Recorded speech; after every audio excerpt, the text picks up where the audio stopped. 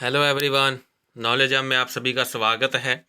इस वीडियो के अंदर हम आपके लिए लेके आए हैं मार्केटिंग रिसर्च के बारे में, जो कि मैंने बताया था कि एमकॉम का एक आपका सब्जेक्ट है मार्केटिंग रिसर्च, जिसके अंदर हम क्या करते हैं, मार्केट से रिलेटेड सारी रिसर्च करते हैं। विपणन से रिलेटेड जो भी अनुसंधान होते हैं वो इसके अंदर किए जाते हैं। वो किस लिए किए जाते हैं? ताकि जो आपकी मार्केट की जो प्रॉब्लम है उसको ढूंढा जा सके, और उसके क्या कारण हैं, क्या रीजंस हैं, और क्या उसके परिणाम हैं, मीन्स क्या उसका प्रभाव पड़ रहा है, कैसे वो इफेक्ट डाल रही है, उसके बारे में सारी जो इंफॉर्मेशन निकाली जाती है वो मार्केटिंग रिसर्च में निकाली जाती है। और उस प्रॉब्लम से रिलेटेड क्या सॉल्यूशन आपका हो सकता है, वो भी सारी आपकी मार्केटिंग रिसर्च के अंदर ही डिस्कस की जाती है। ठीक है, उसके अंदर हम आज का जो टॉपिक है वो आपके रिसर्च डिज़ाइन का एक टाइप है, जिसमें हम क्या करेंगे, आपका कैजुअल एंड एक्सपेरिमेंटल रिसर्च। ये जो आपका एक्सपेरिमेंटल रिसर्च जो है वो आपका कैजुअल रिसर्च का ही एक पार्ट माना जाता है, उसी का ही एक भाग माना जाता है। तो पहले हम कैजुअल रिसर्च के बारे में डिस्कस करेंगे कि कैजुअल रिसर्च जो है वो आपकी क्या होती है। कैजुअल रिसर्च यानी कि contingency research design is a planning structure under which an attempt is made to establish functional relationships between two or more aspects of the problem. This is considered an important function of research marketing. क्या जो आपका casual research जो होती है वो एक ऐसा design है, वो आपकी एक ऐसी प्लानिंग स्ट्रक्चर है जिसमें क्या है, जो आपकी प्रॉब्लम है उसके टू और मोर जो एस्पेक्ट्स होते हैं, जो वेरिएबल्स होते हैं, उनके बीच में क्या फंक्शनल रिलेशनशिप्स हैं, ठीक है, उसको ढूंढने का प्रयास किया जाता है। अगर उनके बीच में कोई रिलेशनशिप नहीं है तो उनके बीच में ऐसी रिलेशनशिप स्थापित की जाती है, स्टैब्लिश की जाती है। तो कैजुअल रिसर्च आपका क्या कहता है, कैजुअल रिसर्च के अंदर आप क्या करते हो कि जो आपके प्रॉब्लम से रिलेटेड वेरिएबल्स होते हैं, टू और मोर वेरिएबल्स, जितने भी वेरिएबल्स होते हैं उनके बीच में आप फंक्शनल रिलेशनशिप इस्टेब्लिश करने की कोशिश करते हो, ट्राई उसमें किया जाता है। ठीक है, और ये जो आपका कैजुअल रिसर्च जो होता है ये आपका जो मार्केटिंग रिसर्च है उसका एक इम्पोर्टेंट पार्ट माना जाता है, एक महत्वपूर्ण कार्य माना जाता है। क्योंकि इसके अंदर क्या है, जो भी आपके प्रॉब्लम से रिलेटेड वेरिएबल हैं उनको देखा जाता है, उनके बीच में रिलेशन बिठाने की इसमें क्या की जाती है, कोशिश की जाती है। अब उसी का एक पार्ट आता है कैजुअल रिसर्च का, आपका आता है एक्सपेरिमेंटल रिसर्च, कि आपका जो एक्सपेरिमेंटल रिसर्च है वो होता क्या है। अब एक्सपेरिमेंटल रिसर्च क्या कहता है, experimental research means obtaining information about the relationships between the cause and effect of an event or situation. This method is considered an important method of causal research design. कि जो आपका experimental जो research होता है उसका मतलब क्या होता है, किसी भी कोई भी क्या है, इवेंट है या कोई भी सिचुएशन है, उसके उत्पन्न होने पर, मीन्स उसके आने पर क्या होता है, जो आपके कारण हैं, रीजंस हैं, और उसके जो भी अफेक्ट हैं उनके मध्य, उनके बीच में जो संबंध है, जो रिलेशनशिप है, उससे रिलेटेड जानकारी प्राप्त की जाती है। कि जो आपका एक्सपेरिमेंटल रिसर्च है कि इसमें क्या किया जाता है कि जो भी आपका इवेंट है और जो भी सिचुएशन है, ठीक है, उसके होने के कारण, उसके उत्पन्न होने के कारण जो भी उसके कारण है और जो उसके क्या है प्रभाव हैं, उनके बीच में क्या रिलेशनशिप है, उसके बारे में इंफॉर्मेशन कलेक्ट की जाती है एक्सपेरिमेंटल रिसर्च के अंदर। ठीक है, और जो आपका एक्सपेरिमेंटल जो रिसर्च होता है वो आपका कैजुअल रिसर्च का एक इम्पोर्टेंट मेथड माना जाता है। वो आपकी आकस्मिक जो अनुसंधान होता है उसकी एक महत्वपूर्ण विधि मानी जाती है, आपका एक्सपेरिमेंटल रिसर्च। अब उसके बाद आता है टाइप्स ऑफ एक्सपेरिमेंटल रिसर्च, कि जो आपका एक्सपेरिमेंटल जो रिसर्च होता है उसके क्या क्या टाइप्स होते हैं। बेसिकली आपका जो एक्सपेरिमेंटल रिसर्च होता है वो टू टाइप्स का माना जाता है, एक आपका इनफॉर्मल रिसर्च होता है और दूसरा आपका फॉर्मल रिसर्च माना जाता है। तो आपका इनफॉर्मल रिसर्च कौन सा होता है? अनौपचारिक जो अनुसंधान है वो कौन सा होता है? जिसमें क्या है, जो भी आपकी प्रॉब्लम है उससे रिलेटेड जानकारी, उससे रिलेटेड जो भी इंफॉर्मेशन है वो जिस भी व्यक्तियों के पास है उन व्यक्तियों के साथ क्या है, रिलेशन बनाए जाते हैं। और वो रिलेशन क्यों बनाए जाते हैं? ताकि उनसे वो इंफॉर्मेशन ली जा सके। मीन्स समस्या, जो भी प्रॉब्लम है उससे रिलेटेड जो भी तथ्य हैं, जो भी फैक्ट्स उनके पास हैं, वो क्या है, उनसे लिए जा सकें और उनको संख्यात्मक रूप में क्या किया जा सके, नंबरिंग फॉर्म में क्या किया जा सके, रिप्रेजेंट किया जा सके। ठीक है। अब इनफॉर्मल रिसर्च में क्या है कि जो पर्सन है वो ऐसे पर्सन है जिनके पास जो प्रॉब्लम है उससे रिलेटेड सारी इंफॉर्मेशन अवेलेबल है। तो ऐसे पर्सन के साथ इसमें क्या है, रिलेशनशिप बिठाई जाती है। उसके बाद उन जो वो पर्सन्स होते हैं उनसे प्रॉब्लम से रिलेटेड जो भी डाटा होता है, जो भी फैक्ट्स होते हैं, जो भी तथ्य होते हैं, जो भी इंफॉर्मेशन होती है, वो सारी उनसे क्या की जाती है, कलेक्ट की जाती है। जिससे कि जो आपकी प्रॉब्लम है उनके बीच में उसके क्या कारण है, वो क्यों आई है, उसके बारे में सारा कुछ पता लगाया जाता है। ठीक है। उसके बाद आपका आता है फॉर्मल रिसर्च, यानी कि औपचारिक अनुसंधान। इसमें क्या है, इसके अंतर्गत जो भी आपकी रैंडम सैंपलिंग जो मेथड होता है उसकी हेल्प से जो भी इकाइयाँ होती हैं उनका क्या किया जाता है, चयन किया जाता है, उनका सिलेक्शन किया जाता है। ठीक है। इसमें क्या है, इसमें किसी भी कोई भी प्रोग्राम हो उसको स्टैटिकल मेथड के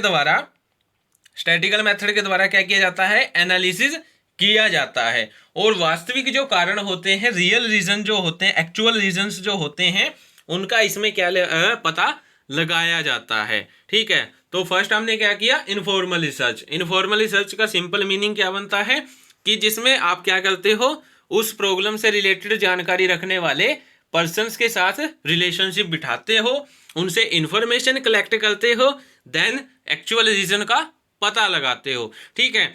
और फॉर्मल रिसर्च में क्या है, आप रैंडम सैंपलिंग मेथड का यूज करके जो भी यूनिट आपको मिलती है उसको क्या कर लेते हो, सिलेक्ट कर लेते हो। और इसके अंतर्गत हर एक प्रॉब्लम जो मार्केटिंग रिसर्च से रिलेटेड है उनका क्या किया जाता है, स्टैटिकल टूल्स के द्वारा एनालिसिस किया जाता है। और उस प्रॉब्लम से रिलेटेड जो भी एक्चुअल रीजंस हैं, कारण हैं, वास्तविक कारण जो बनते हैं, उनका क्या किया जाता है, पता लगाया जाता है। ठीक है। अब इसके बाद इसकी इम्पोर्टेंस आती है कि जो आपकी एक्सपेरिमेंटल रिसर्च होती है वो कैसे आपके लिए हेल्पफुल है, क्यों महत्वपूर्ण है आपकी ऑर्गेनाइजेशन के अंदर।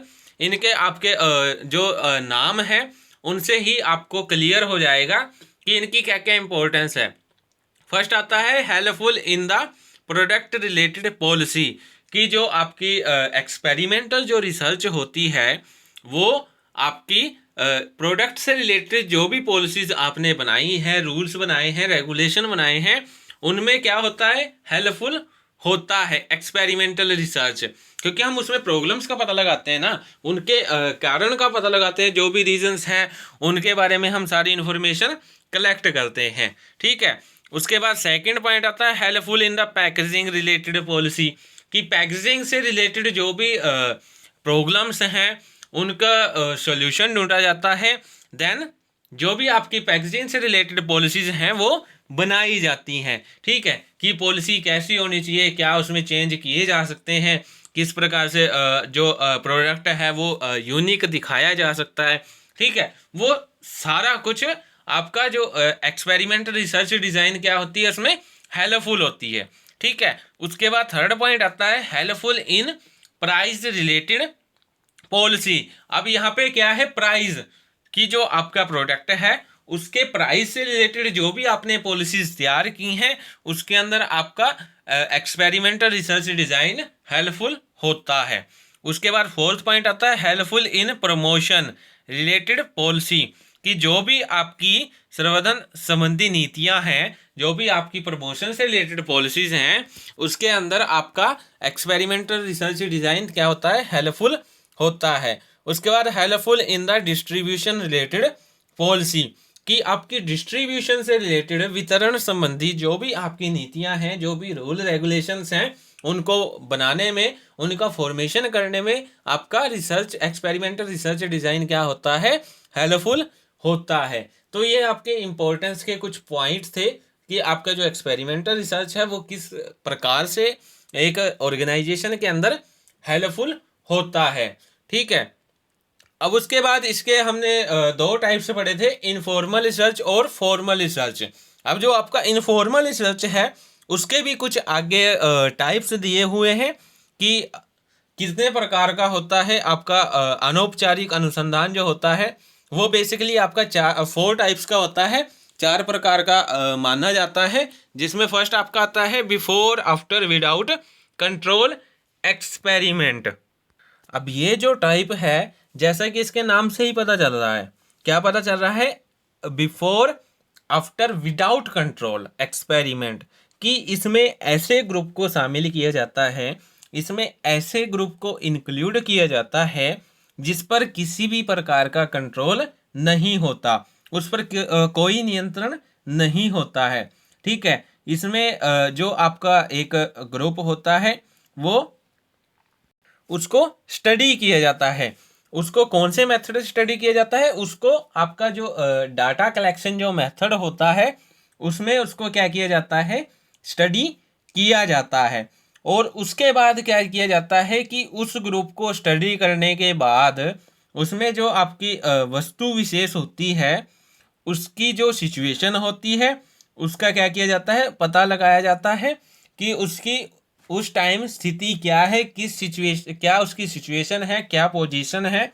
और उसके बाद क्या किया जाता है, उसकी पोजीशन के अकॉर्डिंग उसमें कुछ चेंजेस कर लिए जाते हैं।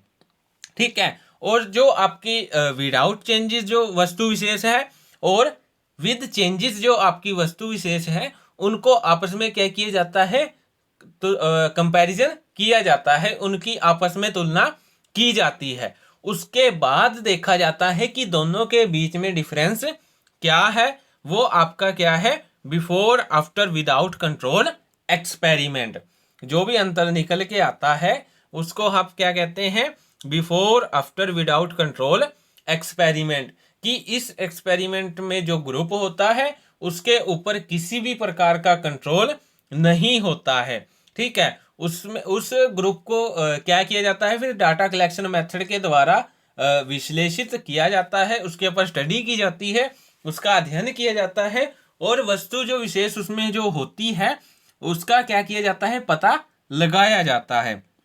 ठीक है, उसके बाद आपका सेकंड पॉइंट क्या आता है, before, after, with control experiment. अब उसमें क्या था कि आपका विदाउट कंट्रोल था, और सेकंड में क्या है, विद कंट्रोल एक्सपेरिमेंट। ये जो आपका मेथड है ये आज के टाइम में चलने वाला सबसे अधिक प्रयोग में लाया जाने वाला मेथड माना जाता है। ठीक है, इसमें क्या किया जाता है कि जो भी आपके एक्सपेरिमेंटल जो वेरिएबल्स होते हैं उनकी स्टडी करके जो भी आपके पूर्व डिपेंडेंट जो वेरिएबल होते हैं उनके जो भी परिणाम निकलते हैं, जो भी उनके लास्ट में रिजल्ट्स निकलते हैं, उनको मापा जाता है। ठीक है, और फिर से जो ये जो मेथड है उसको फिर से दोहराया जाता है। फिर क्या किया जाता है, फिर आपके जो एक्सपेरिमेंटल वेरिएबल्स हैं उनका फिर से उनके ऊपर क्या की जाती है, स्टडी की जाती है। उनके ऊपर स्टडी करके जो भी आपके पूर्व डिपेंडेंट वेरिएबल होते हैं उनके जो भी रिजल्ट्स निकल के आते हैं उनको क्या किया जाता है, मापा जाता है, उनको मेजर्स किया जाता है, उनकी मेजरमेंट की जाती है। ठीक है, उसके बाद क्या किया जाता है, मान लीजिए आपने पहले क्या किया, पहले आपने जो भी आपके एक्सपेरिमेंटल वेरिएबल्स हैं, ठीक है, एक्सपेरिमेंटल वेरिएबल का आपने क्या किया, स्टडी किया। ठीक है, उसमें से जो भी आपके पूर्व डिपेंडेंट जो वेरिएबल थे उनके जो रिजल्ट्स निकल के आए हैं उनको मापा।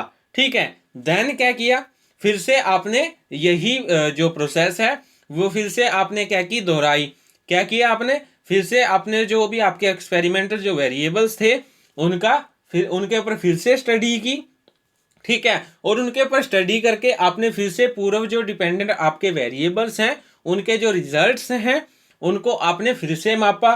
ठीक है। और ये जो आपने 2 बार जो प्रोसेस की है, फिर आप क्या करते हो, इस जो आपके पास 2 रिजल्ट्स निकल के आए हैं, एक जब आपने फर्स्ट टाइम उन वेरिएबल्स को मापा था, ठीक है, और सेकेंड टाइम जब आपने इन वेरिएबल्स को मापा है, इनके जो आपस में रिजल्ट्स निकल के जो आते हैं उनकी आपस में आप क्या करते हो, तुलना करते हो, उनके आपस में क्या करते हो, कंपैरिजन करते हो, देन देखते हो कि उनके बीच में कितना डिफरेंस आता है। ये जो सारा एक्सपेरिमेंट होता है वो आपका क्या होता है, before after with control experiment माना जाता है। ठीक है। उसके बाद थर्ड पॉइंट आता है after only with control experiment, केवल पश्चात निर्णय।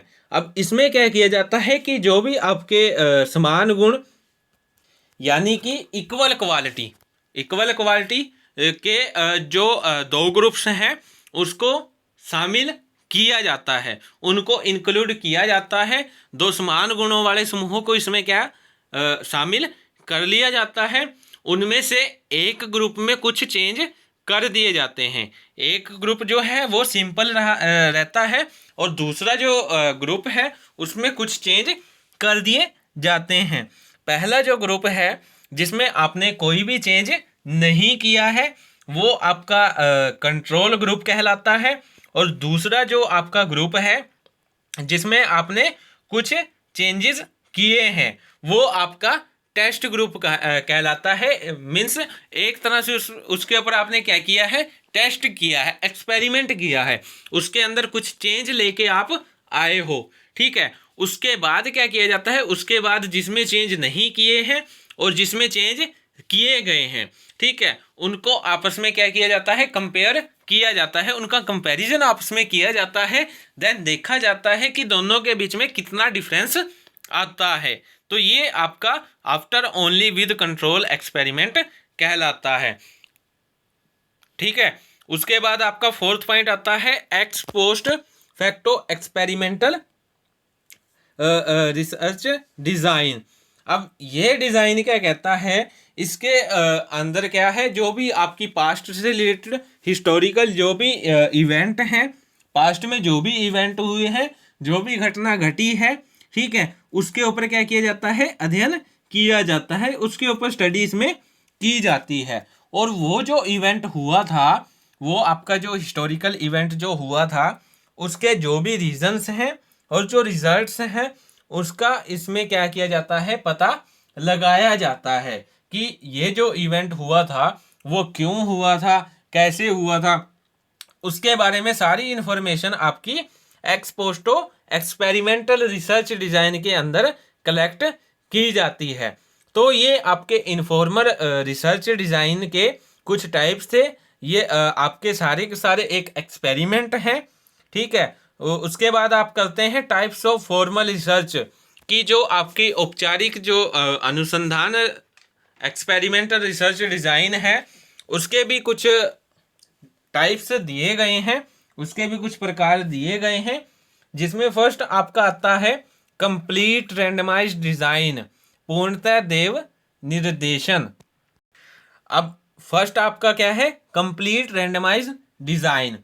अब इसमें क्या किया जाता है कि इसमें जो आपका डिपेंडेंट वेरिएबल होता है उसका आपके इंडिपेंडेंट वेरिएबल के ऊपर क्या प्रभाव पड़ता है, क्या इफेक्ट पड़ता है, उसकी इसमें क्या की जाती है, जांच पड़ताल की जाती है, उसका इसमें स्टडी की जाती है, उसके ऊपर इसमें अध्ययन किया जाता है कि उनके ऊपर क्या इफेक्ट पड़ रहा है, डिपेंडेंट वेरिएबल का इंडिपेंडेंट वेरिएबल के ऊपर क्या इफेक्ट पड़ रहा है। ये आपका कंप्लीटली रैंडमाइज्ड डिजाइन के अंदर देखा जाता है। ठीक है। और इसका दूसरा नाम आपका सिंगल फैक्टर डिजाइन भी है, इसको आप सिंगल फैक्टर डिजाइन के नाम से भी जान सकते हैं। ठीक है। और इसके अंदर क्या है कि जो आप वेरिएबल्स का जो मेजरमेंट करते हो, उनका मापन जो आप करते हो वो केवल एक ही प्रकार के होने चाहिए, कि जो आपके वेरिएबल है वो एक ही टाइप के होने चाहिए, अलग अलग टाइप के नहीं होने चाहिए। अगर वो एक ही टाइप के हैं तो उन्हीं का क्या अफेक्ट पड़ता है, वही इसमें मेजर किया जा सकता है। ठीक है, उसके बाद आता है रैंडमाइज्ड ब्लॉक डिज़ाइन, जिसे आप आरबीडी भी कह सकते हैं। ये भी आपका जो आपने कंप्लीट रैंडम डिज़ाइन जो किया है, सीआरडी जो आपने किया है, उसी से रिलेटेड है, वैसा ही होता है। क्योंकि इसमें भी आप क्या करते हो, केवल एक ही वेरिएबल के अफेक्ट को देखते हो। ठीक है, अब जो आपका आरबीडी है उसमें सिर्फ आप क्या करते हो, एक एडिशनल वेरिएबल, एक अन्य चर को आप क्या करते हो, इंक्लूड करते हो। और वो जो वेरिएबल होता है उसको आप किसके नाम से जानते हो, वो आपका ब्लॉकिंग वेरिएबल होता है। ठीक है, जिसको इसमें क्या किया जाता है, शामिल किया जाता है। यही इसमें एक डिफरेंस पाया जाता है सीआरडी में और आरबीडी में, कि सीआरडी में आप केवल एक ही प्रकार के जो चर हैं, वेरिएबल्स हैं, उनको शामिल करते हैं। ठीक है, लेकिन जो आपका आरबीडी है उसमें आप एक ही प्रकार के जो वेरिएबल्स हैं उनको तो शामिल करते ही हो, लेकिन एक एडिशनल वेरिएबल आप इसमें क्या करते हो, ऐड करते हो, जिसे आप क्या कहते हैं, ब्लॉकिंग वेरिएबल कहते हैं। ठीक है, उसके बाद थर्ड पॉइंट आता है Latin square design. Means Latin square design क्या है, आपका LSD के नाम से भी इसे जाना जाता है। ठीक है, इसमें माना जाता है कि जो आपके तत्व हैं, एलिमेंट्स हैं, उनके बीच में किसी भी प्रकार का कोई संबंध नहीं है, उनके बीच में कोई भी रिलेशनशिप्स नहीं है, जिनका आपने क्या करना है, मापन करना है, जिनको आपने मेजर करना है, उनके बीच में कोई भी रिलेशन नहीं है। ये जो आपकी डिज़ाइन होता है ये आपका थोड़ा एक्सपेंसिव माना जाता है, टाइमली, थोड़ा आपका टाइम कंज्यूमिंग माना जाता है, क्योंकि इसमें क्या है, ये एक अधिक ही क्या है, जटिल प्रक्रिया मानी जाती है। मोर डिफिकल्ट प्रोसेस आपकी मानी जाती है, मोर डिफिकल्ट डिज़ाइन आपका माना जाता है। और इस डिज़ाइन को चलाने के लिए आपका जो एजुकेशनल जो पर्सन होते हैं, एजुकेटेड जो पर्सन होते हैं, उन्हीं के द्वारा ही इस डिज़ाइन को किया जाता है। जो आपके एजुकेटेड जो रिसर्चर होते हैं वही इसको कर सकते हैं। ठीक है, और इसमें क्या है, इसमें आपको जो प्रयत्न है, प्रयास हैं, वो भी आपको ज़्यादा करने पड़ते हैं। लेकिन ये जो आपका LSD जो है, लेटिन स्केयर जो डिज़ाइन है, वो आपका रैंडमाइज्ड ब्लॉक डिज़ाइन से ज़्यादा ही इफेक्टिव माना जाता है। क्यों? क्योंकि इसमें जो सारा काम किया जाता है वो एक एजुकेटेड रिसर्चर के द्वारा किया जाता है। ठीक है, उसके बाद आपका फोर्थ एंड लास्ट पॉइंट आता है फैक्टराइल डिज़ाइन, मीन्स तथ्यात्मक डिज़ाइन। अब ये क्या कहता है कि इसमें जो आपके आश्रित चर होते हैं, जो डिपेंडेंट वेरिएबल होते हैं, और जो आपके इंडिपेंडेंट वेरिएबल होते हैं, उन वेरिएबल्स के जो भी स्टेजेस होते हैं, जो भी मल्टीपल स्टेजेस होते हैं, उन पर पड़ने वाले आपसी अफेक्ट को मापता है।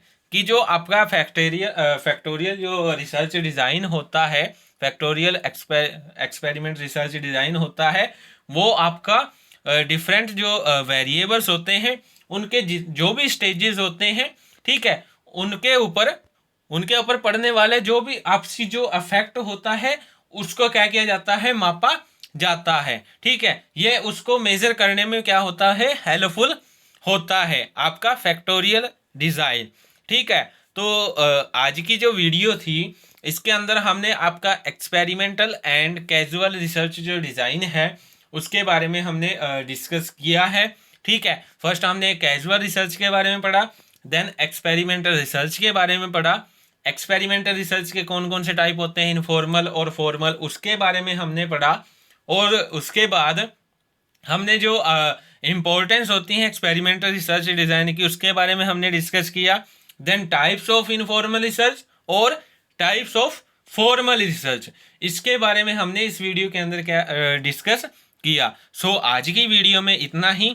Thank you for more videos, please like, share and subscribe my YouTube channel. Thank you and take care.